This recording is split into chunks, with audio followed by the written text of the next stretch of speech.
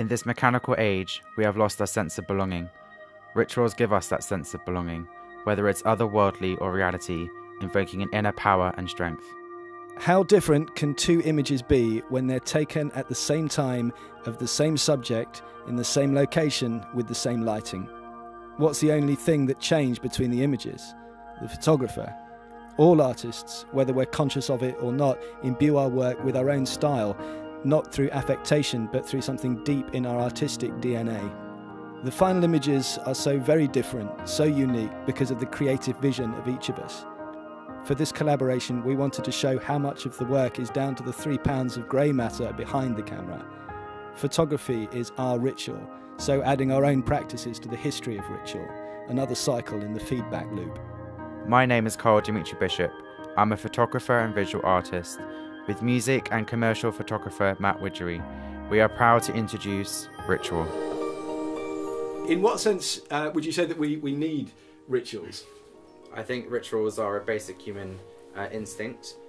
We do it every day, we have done since the dawn of time, and I think it's a way for us to connect with universal forces, to understand ourselves better and any higher being. What does ritual mean to you as an artist, as a human being? Is it important to you in your life? I think it's very important. I think through daily rituals, whether it's making a cup of coffee or a religious practice, you're constantly evolving as a human being, as an artist in my case. So through researching other rituals and other different cultures around the world, you get more of an awareness about the existence of life.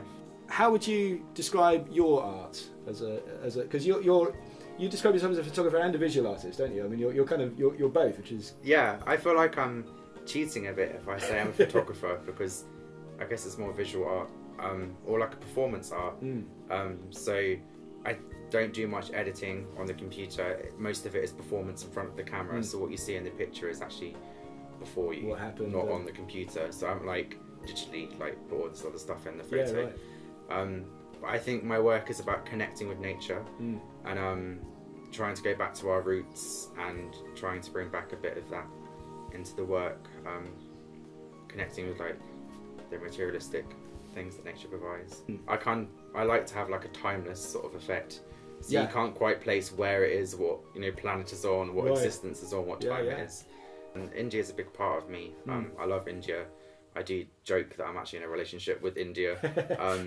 I think through travelling and living in different places is, I don't know quite how to put it in words, I observe people and their culture, and I find it very fascinating, so I research a lot into different cultures and people around the world, and just by watching and observing, for example India, you learn a lot about life and a lot about people, and I think that's what I try to channel into my artwork. So now I'm going to hand over the baton to you. Yep. You're going to actually do some interview questions for me. So I don't know, can you see the computer from there? Or? No, I'm blind as a bat. Yeah, I think we're blind visual artists. That's an interesting one, I think. But yeah. So Matt, hello, welcome. Thank you. Good to be here. What's the benefit of collaborating with different artists? Well, I think for me it's exciting to work with different people because every artist, every photographer brings their own vision to the project, and so you start to think about things from somebody else's shoes and somebody else's viewpoint, and I personally find that fascinating because if you work with people that are fantastic at what they do and can really sort of help you take your work to the next level. I mean, I've just learnt so much, working with you over this project. My mind has been open to these entirely new ways of creating images, and it's just been exciting through the whole project, and it's not something you can do by working on your own, I don't think. So it's almost like two rituals coming together. A bit like two different religious rituals coming together. It is. That's a really brilliant way of putting it. It absolutely is, because photography is kind of our ritual. Like, I think we touched on this in the first part, but where you're right. I mean, the way that we go about our processes is kind of innate to us, and we kind of peel back every time we do a picture. And we go out with the cameras, we're sort of peeling back these layers of our own imagination and pushing the boundaries of where we are with our skill set and where we are with our influences and where we are with our experiences. And by kind of doing this sort of, ritualistic behaviour where we're sort of channeling further and hopefully sort of more inwards into, you know, the heart of who we are as, so it's as quite an artist. inspiring, would you say? Very inspiring, very inspiring. Because then you've got your own sort of side of things, and then when you look at somebody else and how their process is evolving, and you can start to sort of mix those things together. I mean, you can just get dynamite stuff that you'd never ever think of doing by yourself. So I think it's brilliant, you know, really exciting. What does ritual mean to you?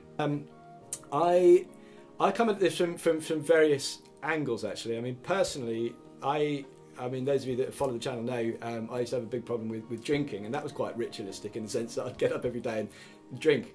So ritual can be both good and bad, and you get into these sort of cycles of things, some of which are positive and some of which are negative.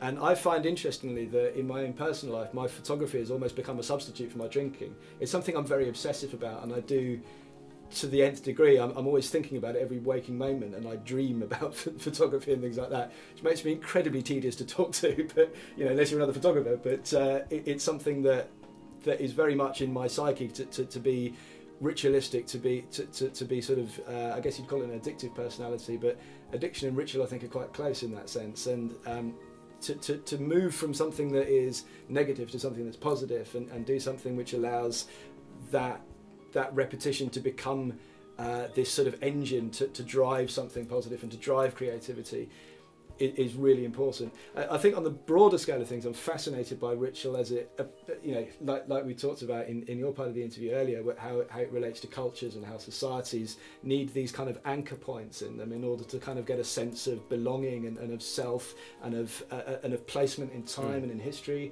And photography is one of the very, very few things that can genuinely do that. You take a picture and it's a moment in time, and it can't be, okay, it can be altered in Photoshop and whatever, but you take a picture of somebody, it's there, it happened on that day with that lighting, and it's that 1,000th of a second, 250th of a second. And when you look back at these historical documents, they're these little points that sort of check us into the continuum of who we are as a society, as a culture, as people. And I think that's very similar to what a lot of rituals around the world are for. You know, we do the same ritual every, you know, like a Diwali or a Christmas or you know, these different religions, they happen at the same time every year, and the reason is because you get this sense of continuity and of placement. So I think photography for me is very much about that.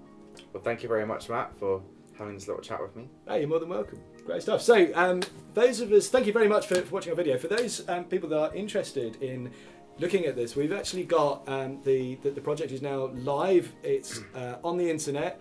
It's at 2 separate web addresses. So you can find it at karldmitribishop.com and you can find it at mattwidgery.com. So have a look at those 2 websites. The links are on the screen now, so click at those furiously and all that sort of stuff. And please leave us comments below here if you've got particular experiences with rituals and what your personal connection to rituals in your own life and your own art is. So thanks very much for watching, and we'll see you again soon. Thank you. Cheers. I can't take this.